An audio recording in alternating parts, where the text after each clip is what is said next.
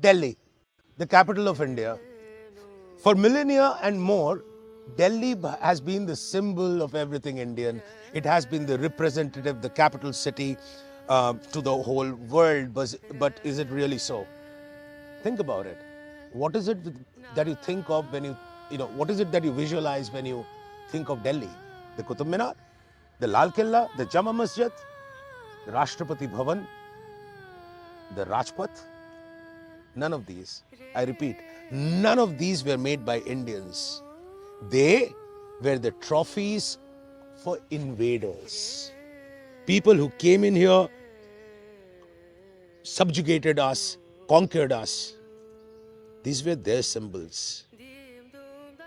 When you think about it, there is nary a symbol that reminds us of our rich heritage, of our rich past. Now, don't get me wrong. I do believe that the Rashtrapati Bhavan, the Humayun's tomb, the Lal Killa are all parts of our culture, but they are not representative of it. At best, they are the symbols of Islamic invasion and later on of imperialism. Two words that are not good for us. What happened to our past? What happened to our rich heritage? The Indian heritage, the Bharatiya heritage. Is Delhi representative of that? Perhaps not. And yet, if you scratch the surface just a little, you find that's not entirely true. Somehow, somewhere, there is a connection. I'm standing right now in the Lodhi Gardens. This is where Ibrahim Lodhi and his ancestors are buried in famous tombs. But once upon a time, this was a deep, dark forest called Khandavprastha. Hi, welcome to YoungManOld Adventures. This is Pramit, and today's story is about Khandavprastha, Indraprastha. Their connection to Delhi and how the heritage of Delhi goes far back to the times of Mahabharata, and how even then this was a bone of contention.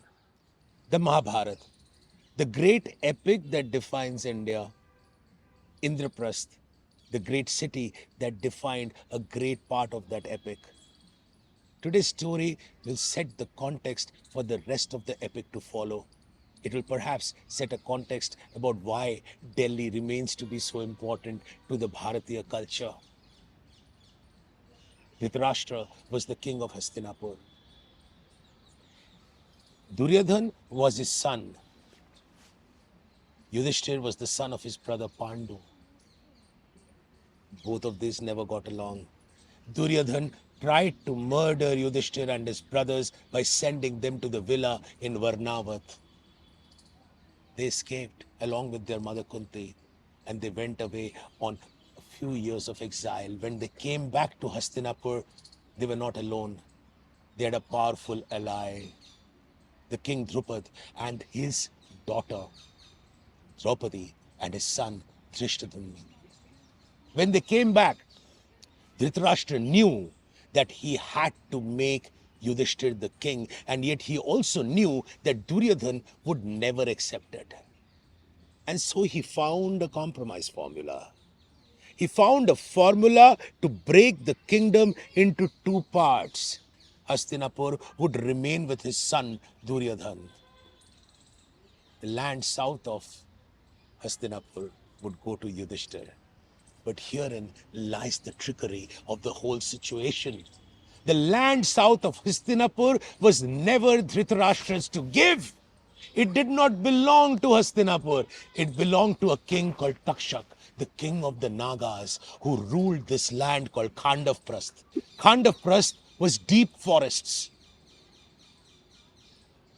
There were loads of animals here, and there were a race of people called the Nagas, who were nature lovers, who were the protectors of this forest, the rulers of this forest, the great Takshak, who ruled here with his wife.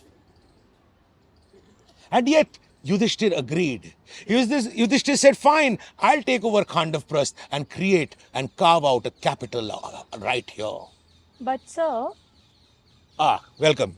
That is my that is my student Sakshi, and she has been helping me shoot. Yeah, tell me. yeah, hi. Why did Yudhishthir agreed at first place?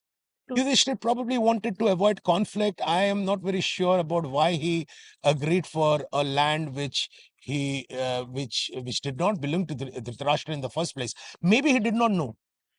Maybe he was just not aware. When Dhritarashtra, the king of Hastinapur, said, "Go and take over the land south of this place," he just believed him. When he came here, he found that this. In any case, when he came here, he found that this land was ruled by the Nagas. And this forest itself was ruled by the Nagas because this was all a part of a great forest. From the borders of Gurgaon on Rajasthan till Meerut, this was the great Khandavprastha. And it is said that the Nagas ruled here, and the king of the Nagas was was Takshak, the famous serpent king. Takshak's best friend was Indra, who protected these forests For him. who protected this forest. Now, when Yudhishthir saw this huge forest, he did not know what to do. So he called for Krishna, and Krishna said, no worries. Arjun and I will clear the forest for you. So Arjun and him got on a chariot and came to the edges of this forest. And they prayed to Agni Devta. The fire god came and said, oh, for a long time, I want to devour this forest. Or so that's what the Mahabharata says. I want to devour this forest. But I really, I'm not getting an opportunity to because Indra keeps on protecting this forest. How come Krishna Uh, and Almighty didn't know that it is ruled Krishna, Dakshak? Krishna probably knew, but he also knew about the destiny. They also needed a capital, and this was the most apt land for it. So when there is a saying in English that you can't make an omelette without breaking an egg. So you have to something has to be destroyed for something to be created. But how come a land full of forest can be compared to a land like Hastinapur? Uh, Mature in terms of capital, people, resources. well, a lot of people see this was just the place where they wanted to build the capital. The kingdom was much larger. So there were a lot of people in the kingdom, but this was the place where they wanted to make a capital. And when Yudhishthir came to know that this was ruled by Takshak, as I told you, he came to Krishna and Arjun, and they came here and prayed to Agni, and Agni said, but Indra is protecting it. But Indra was Arjun's father. So when Krishna and Arjun decided to clear this forest, Indra couldn't do anything about it. They put this forest to fire. Every inch of the great Khandavprastha was burned by Arjun. Every animal, Naga, tribal who stayed here either perished in the fire or ran away. Amongst them was Takshak's wife. Takshak was away at that time fighting in North Pakistan, what we know as North Pakistan, near Takshashila, which was his actual capital. Okay. He wanted to make this the capital, and therefore, in the heart of the forest, was already creating a palace. A palace which was being made by an asura called Mayasura, the famous Mayasura. When When Arjun and Krishna went about burning this forest, Takshak's sons, Brihatbala and Ashwasena, and his wife came out to fight Arjun. Arjun killed his wife. Arjun chased away Brihatbala and Ashwasena. Brihatbala, beta, was later on killed by Arjun's son Abhimanyu in the Great War, and Ashwasena rode on Karna's arrow, which came towards Arjun at the time of the Great War. Krishna saw that arrow coming in and pressed the chariot into the ground, and the arrow missed him. You've heard of this story, right? Yes. And Ashwasena went right back to Karna and said, put me on your next arrow. We'll definitely kill Arjun. But Karna said, I've broken too many rules in this war. I am not going to break anymore. So you go away. Yeah. Sorry, but how can Arjun kill Dakshak's wife? When, as per Kshatriya's rule, you cannot actually kill someone who is older than you or is not fully armed or a woman. or a person who has a disability. You're absolutely right. And Arjuna paid for it later on in life. And that is what the story is about. Okay. So when Takshak, anyway, this forest was burned down. A new city came up in its place called Indraprastha, and a beautiful hall of illusions was made by Mayasura, which became the central hall of Indraprastha. For years they ruled, but remember, they lost this kingdom because of the jua that they played with the Kauravas. Right? They went on a vanvas. Later on, there was a great war. Eventually, the Pandavas won. I've already told you the story of Ashwasena and Brihadbala. But after the war, Yudhishthir ruled over Hastinapur and Indraprastha for 36 years. Okay. After that, he went to Banvas. And in his place, Parikshit became the king of Hastinapur. He became the emperor. But he was killed by Takshak. Oh, So Takshak waited for so many generations before he took revenge. He killed Parikshit. then why did he allow his son to join the war when he himself didn't? Well, it was perhaps not a question of him joining the war. They were all waiting for a chance to take revenge. So first Brihadbala tried, died in the hands of Abhimanyu. Ashwasena tried, failed, and then Takshak, when he got his chance, he killed Parikshit. After Parikshit died, Parikshit had a son called Janmaja, and this is very important. This part is very important. So Janmaja had a curse that he could never sleep. Mm-hmm. When Takshak killed Parikshit, Janmaja went quite mad. Mm-hmm. He did a huge yagna called the Sarpasot. In the Sarpasot, he decided that every single snake, he prayed to God that every single snake, every single naga in this world was destroyed.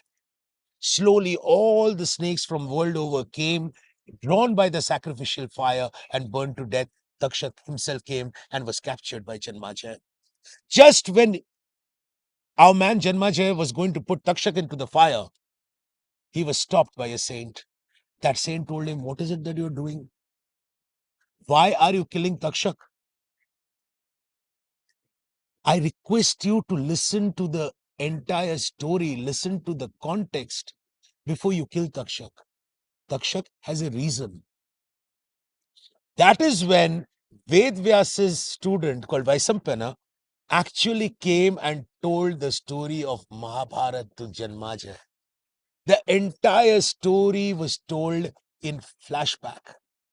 Janmajaya came to know about the entire history of the Kurus, the Purus, and the Great War. He came to know why Takshak behaved the way he did, why he killed Parikshit. Finally, He didn't know earlier. he did not know earlier. And finally, when he knew this entire story, he came to peace with it. That was not the age of social media, right? Poor chap did not have enough media to consume. So when he came to know the entire story, both the sides of the story, that is when he was at peace with himself. It is said that finally he slept. But that was the telling of Mahabharata. It's a story which begins at the very end with Janmajaya, Takshak, and the great story. Interesting. Interesting. Next time I'll tell you the story about the person who wrote Mahabharata, Ved Vyas. I think he was the one who narrated it, and Ganesh ji actually wrote it. Yeah, Ganesh ji wrote it. So Ved Vyas, this is a very interesting story. So Ganesh ji wrote, Ved Vyas wanted to narrate the Mahabharata, and yet he did not have the bandwidth to write and narrate at the same time, think and narrate at the same time. He needed a great scribe, and Ganesha was supposed to be the scribe of the gods. He was supposed to be the journalist of the gods. So he called upon Ganesha. Ganesha said, "Fine, I'll write." Ganesha was not very keen. I mean, इतना सारा काम करना पड़ेगा, कौन करेगा? So Ganesha said, मैं लिखूंगा. If you agree not even to take a pause while you tell the story. Okay. So in your narration, there should not be any gaps. You should not even stop to breathe. So he narrated it in a one go? No, but Vedvyas was smarter. So Vedvyas, our dear man, told the story in such a difficult language and in such difficult verse that Ganesh himself had to stop to think 20 times before he wrote. Okay. So every time Ganesh stopped, Vedvyas took a sigh of relief, took a breath, rested, and then continued the story again. And that is a story that we will continue telling in Young Man Old Adventures from here on. So stay tuned, guys. Yeah. So subscribe, like, share, and till the next time, stay curious because it's all about stories. Next time, we tell you the story of Vedvyas. Because it's important to know your culture. Absolutely.